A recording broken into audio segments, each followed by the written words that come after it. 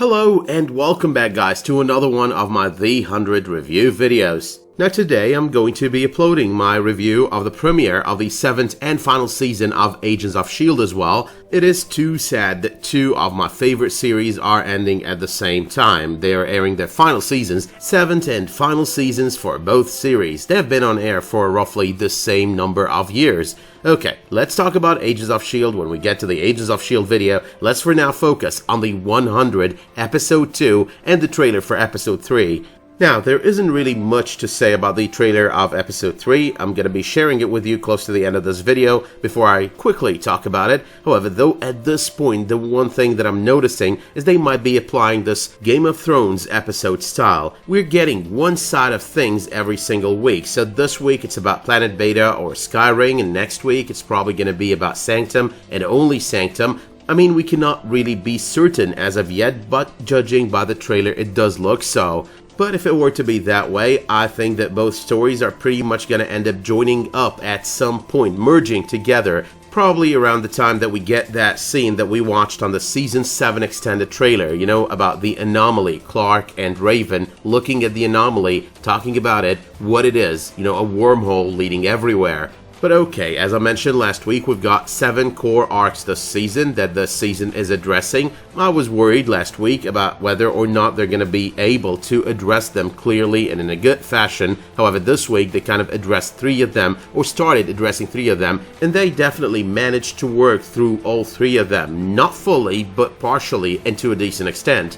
Okay, so a quick reminder of the arcs that we talked about. Number 1, the Murphy arc. He's got another reason to hate himself, you know, over Abby and whatnot. Another redemption arc for him. But he's also got room to be stupid over his very own self-hatred. Number 2, the question of who those people are. The ones in control of the Anomaly, or who seem to be in control of the Anomaly. Who are they, what do they want, and what's their plan in the long run? Number 3, the Anomaly itself. What does it do, how does it work, and where else will it lead the last of the human race? And that brings me to a moment of self-advertising, because I've posted that theory about the Anomaly last week, you know, right after the review of the episode, I think a day after, and you can check that out. I mean, some of it does seem to be possible at this point, some of it needs a little bit of changes, but you can imagine the general outline for that theory.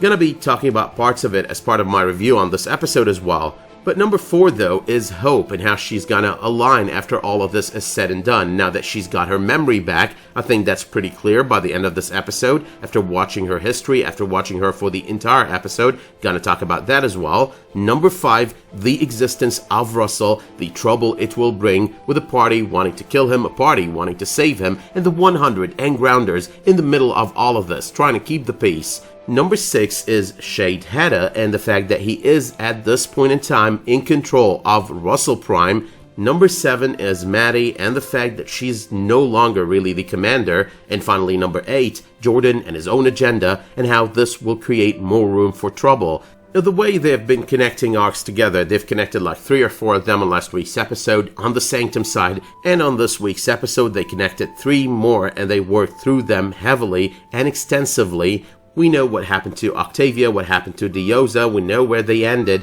we know why Hope came for Octavia, why she sent her to the other side of the Anomaly, and how she did it. She didn't really stab her, she instead stuck a locator on her, which is basically like an interdimensional GPS, I believe, because that's how she ended up going through the Anomaly without actually walking through the Anomaly. But okay, breaking down the Octavia, Dioza, and Hope story, Octavia did make it to the other side after what happened to her at the end of last season. It was not really too long after Dioza made it through. However, though, she made it 3 months after Dioza has been there, you know, on this new planet, the planet we come to know as Skyring, or Planet Beta. Again, gonna talk about those details in a little bit. Now this also proves the point I was talking about, answers all those comments about the fact that Jason Rothenberg said there would not be any time travel. I mean, the man never really said there wouldn't be any time travel, but he was a little bit coy about it. You know, a lot of fans out there are not really big fans of resolving an arc with time travel. They think it's weak. I think it depends on how things are done on a series or in a movie, so I'm still to judge when this is all said and done, if they do go that way. However, though, the exact words used by the producer here were, "Time is misbehaving," and time is indeed misbehaving. Now with Skyring or Planet Beta, we get the explanation of it being located very close to a black hole. That's what's causing the time dilation, that's what's causing the time on this planet to act differently than on other planets. You know, a few seconds translate into days, a few hours translate into months, and a few days translate into years and years, and even centuries.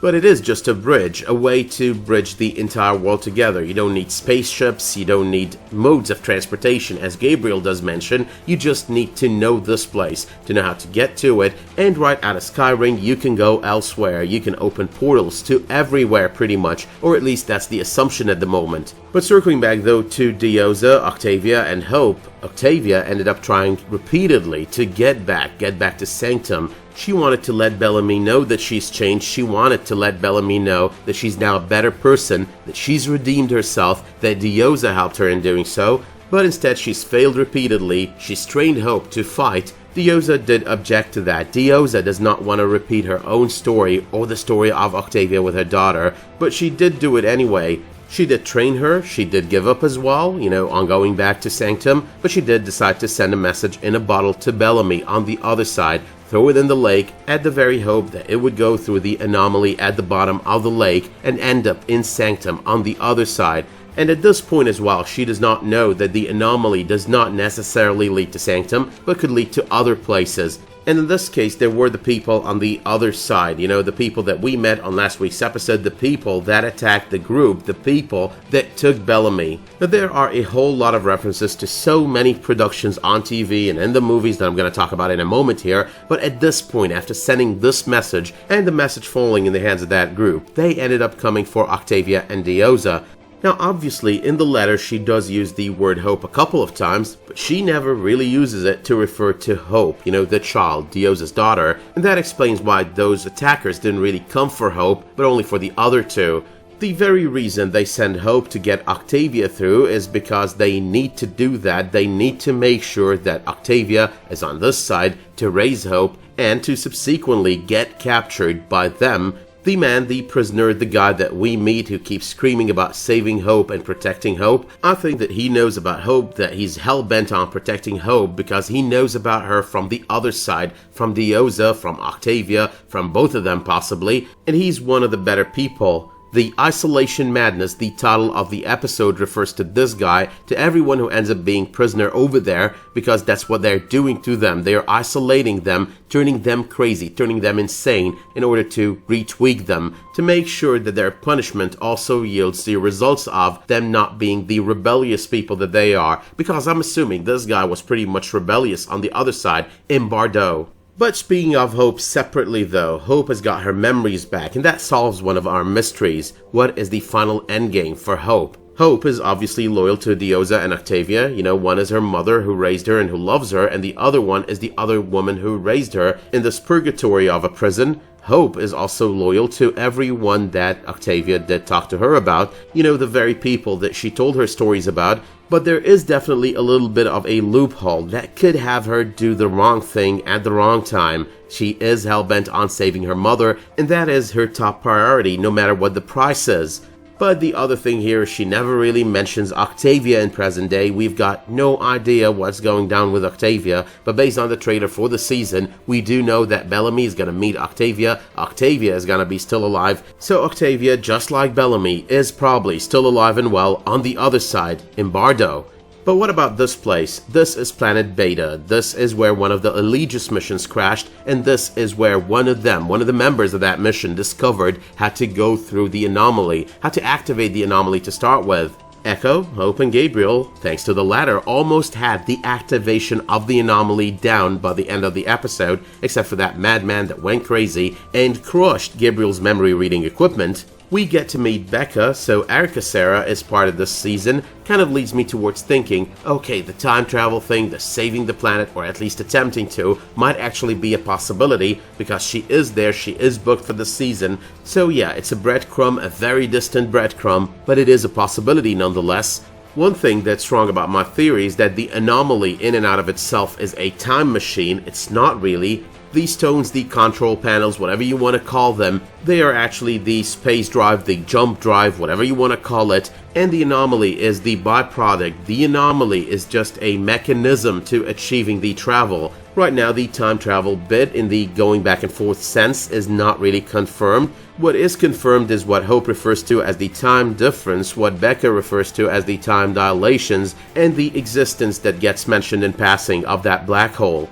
But alright though, there is Gabriel guessing that the people on Bardo are also Eligius team members or descendants of Eligius team members, which kind of makes you think, okay, these are probably the people who end up talking to Clarke, telling her about that final big war, the biggest war that mankind has ever got to wage. It does lead me to thinking that they have worked on the anomaly, that they have tried to discover ways to work on this anomaly to get it to help them travel through time as well, backwards and not just in the black hole fashion, and they are just talking about saving the Earth, a war against Ali kind of war. A lot of people have been commenting this wouldn't work, or the spin-off it would, because these would be two different timelines, because unless this timeline exists, unless the 100 go through everything that they went through, there is no way in hell they're gonna be able to go back in time and save the Earth. They're not gonna exist anymore. But alright though, my stray comments part, the many vibes and references that we get on this episode are: number one, we get this castaway feeling, except instead of the one person, you know, Tom Hanks in the movie, there are three people. There is Dioza, there is Hope, and there is Octavia. Number two, the whole talk about the crash, the situation with this planet that feels a little bit like an island as well. You know, managing to live in this place, managing to make their own food, deal with the situation, that all feels like Lost. The arrival of the disciples, the people that we came to know as the disciples, that enemy, that feels a lot like Lost as well. They are the others in this situation. Number three, so far this isn't really time travel in the sense that we know. So far, this is rather an interstellar kind of situation. You know, being in a place where time moves quicker than other places. This is pretty much this planet. In the movie, it was everywhere else that time was moving differently, was moving faster, and Matthew McConaughey was not growing old enough. A few seconds and a few minutes were ages for everyone else. And that is why when he ends up meeting his daughter at some point down the road closer to the end of the movie, she's way too old, and he's still her young father, the very same father that from her perspective parted with her decades ago. But finally, number four, back to Lost, they did have this time dilation kind of situation with the island over there as well. Time was acting differently on the island, but that was a little bit different because they were treating that island like more of a Bermuda Triangle kind of situation rather than a black hole and all of that stuff that we watch on this episode. Now, I'm not going to give this one a number, but it's worth mentioning. There's also this message in a bottle vibe that we see on this episode. But I'm not going to go into detail on this one because I think this was obvious to pretty much everyone who watched this episode. That having been said, let's check out the trailer for next week's episode and then discuss it real quick before I end this video. Let's go. We keep ending up in the same place. And every time people die. Your execution is at sunset. We want the same thing. Peace. Okay, now there isn't much to talk about when it comes to this trailer except for the fact that Russel is going to raise hell because he's no longer Russel, he's Shadeheader, and he's just achieved what he's always wanted. He's gained control and he's gonna try his best. He's going to do everything that he could do or that he needs to do in order to survive, in order to make sure that he gains control. So yeah, we do hear that his execution is at sunset. That's probably not going to happen on next week's episode. We are going to see him being able to make his escape, to make a run for it, either by using the followers of Russel to achieve his objective, or announcing to the Grounders that, you know, their commander is not really the commander, that he is the commander, he is Shadeheader, he is one that could lead them, or by doing both. But that said, that bit added here, let me know in the comments down below what you thought of this episode, what you think of the trailer of next week's episode, and what you think is going to go down on the future episodes of this season. Let me know as well if you did like this video by dropping it one of those much appreciated likes, subscribing to this channel, and make sure while you're at it to enable notifications in order to get updates whenever I upload a new video, publish a new community post, or start a new live stream. But until the next time that you tune in for another one of my videos, the 100 or otherwise, thank you so much for tuning in to this review, stay safe, and have a great day.